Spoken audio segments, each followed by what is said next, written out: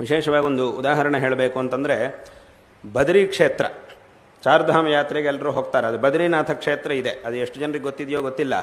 ಆದರೆ ಬದ್ರಿನಾಥ ಕ್ಷೇತ್ರದಲ್ಲಿ ಇವತ್ತಿನ ದಿವಸ ಬದ್ರಿನಾರಾಯಣನ ವಿಗ್ರಹವನ್ನು ನಾವು ನೋಡ್ತಾ ಇದ್ದೀವಿ. ಆ ವಿಗ್ರಹವನ್ನು ಪುನಃ ಅಲ್ಲಿ ಸ್ಥಾಪನೆ ಮಾಡಿರ್ತಕ್ಕಂಥವರು ಶಂಕರ ಭಗವತ್ಪಾದಾಚಾರ್ಯರು. ಅವರು ತಮ್ಮ ಯಾತ್ರೆ ಸಂದರ್ಭದಲ್ಲಿ ಬದರಿ ಕ್ಷೇತ್ರಕ್ಕೆ ಹೋದಾಗ ಅಲ್ಲಿ ಬದ್ರಿನಾರಾಯಣನ ವಿಗ್ರಹವೇ ಇರಲಿಲ್ಲ. ದೇವಸ್ಥಾನ ಖಾಲಿಯಾಗಿತ್ತು. ಅಲ್ಲಿದ್ದಂತಹ ವ್ಯಕ್ತಿಗಳ ಅರ್ಚಕರನ್ನು ಅವರನ್ನು ಕೇಳಿದರು, ಎಲ್ಲಿ ಹೋಯ್ತಪ್ಪ, ವಿಗ್ರಹವೇ ಇಲ್ಲಲ್ವ ದೇವಸ್ಥಾನದಲ್ಲಿ? ಆಗ ಅವರು ಹೇಳಿದರು ತುಂಬ ದುಃಖದಿಂದ, ನಾವು ತುಂಬ ಇದನ್ನು ಕಾಪಾಡಿಕೊಳ್ಳಲಿಕ್ಕೆ ತುಂಬ ಪ್ರಯತ್ನ ಮಾಡಿದ್ವಿ, ಆದರೆ ಪರಕೀಯರ ಒಂದು ಆಕ್ರಮಣೆಗಳಿಂದ ಅವರು ಬಂದು ಈ ವಿಗ್ರಹವನ್ನು ತೊಗೊಂಡೋಗಿ ದೇವಸ್ಥಾನದಿಂದ ತೊಗೊಂಡೋಗಿ ಪಕ್ಕದಲ್ಲಿರುವ ತೀರ್ಥದೊಳಗೆ ಹಾಕಿಬಿಟ್ಟಿದ್ದಾರೆ. ಅದರೊಳಗೆ ಇಳಿದು ಅದನ್ನು ತೆಗಿಯೋಕ್ಕೆ ನಮಗೆ ಯಾರಿಗೂ ಸಾಧ್ಯವಿಲ್ಲ, ಅಷ್ಟು ಆಳವಾಗಿದೆ. ಮತ್ತು ಅಲ್ಲಿರುವಂಥ ಈ ವಾತಾವರಣ, ಈ ಚಳಿ ವಾತಾವರಣ, ಆ ನೀರೊಳಗೆ ಇಳಿಲಿಕ್ಕಾಗುವುದಿಲ್ಲ. ಈಗಲೂ ಸಹ ಅಲ್ಲಿ ಬದ್ರಿಗೆ ಹೋಗೋ ಒಂದು ನಿಮಿಷವೂ ಬೇಡ, ಸ್ವಲ್ಪ ಒಂದು ಸಲ ನೀರೊಳಗೆ